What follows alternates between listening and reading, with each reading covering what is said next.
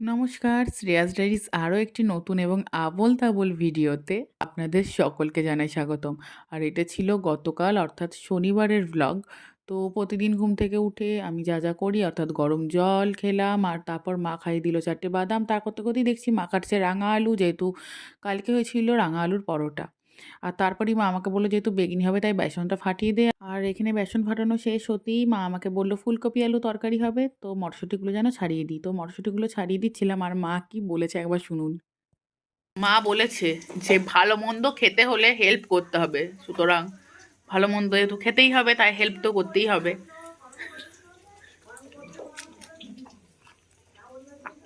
নয়তো খুব চাপ পড়ে যাবে মায়ের ওপর।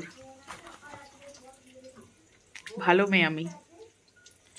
এটা একদমই সত্যি কথা নয়, কারণ আমি মাকে খুব জ্বালাই, খুব বিরক্ত করি। এই যে এটা হচ্ছে গিফট। এই যে আমি বেসনটা ফাটিয়ে দিলাম বেগনির জন্য, তারপর মটরশুঁটিটা ছাড়িয়ে দিলাম, তো সেই জন্য এটা গিফট। দারুণ। তারপর জলখাবারে বেগনি মুড়ি খেয়ে আমি একটু করে নিলাম নিজের স্কিন কেয়ার। তো তারপর মা আমাকে চুলেতে হেয়ার প্যাকটা লাগিয়ে দিল আর আমাকে হেয়ার প্যাক লাগিয়ে 2 ঘন্টার মতো বসে থাকতে হয়েছিল। তারপর চলে গেছিলাম স্নানে, আর স্নান সেরে এসে দেখছি অলরেডি 2টো বাজছে।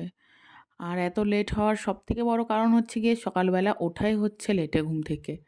তো তারপর নিজের স্কিন কেয়ার করে আমি খেতে বসেছিলাম। আমি, বাপি, মা 3জনে, আমরা 3জন সবসময় একসাথেই খেতে বসি। আর যেহেতু দিনটা শনিবার ছিল আর শনিবারে আমরা খাই নিরামিষই, তো ভাতের তরকারিতে ছিল বেগুন ভাজা, চাপ চাপ করে শীতের সমস্ত সবজি দিয়ে মুগের ডাল, ফুলকপি আলুর তরকারি, চাটনি, পাঁপড়, আর বাপি এনেছিল রসগোল্লা। আর এই দিয়েই কালকে আমরা নিজেদের দুপুরের খাবারটা সারলাম। আর শনিবার দিন যেহেতু হয়েছিল রাঙা আলুর পরোটা, তো রাঙা আলুর পরোটা দিয়ে ভালো করে ভোজন কমপ্লিট করে আমি চলে গিয়েছিলাম নিদ্রার দেশে। তো এই ছিল আমার এই ছোটোখাটো আবোল তাবোল ভ্লগ। কেমন লাগলো অবশ্যই জানাবেন। আর হ্যাঁ, ভালো লাগলে কিন্তু লাইক, শেয়ার এবং কমেন্ট করবেন। আবার পরবর্তী কোনো ছোটোখাটো আবোল তাবোল ভ্লগে আপনাদের সাথে আমার আবার দেখা হবে, কথা হবে।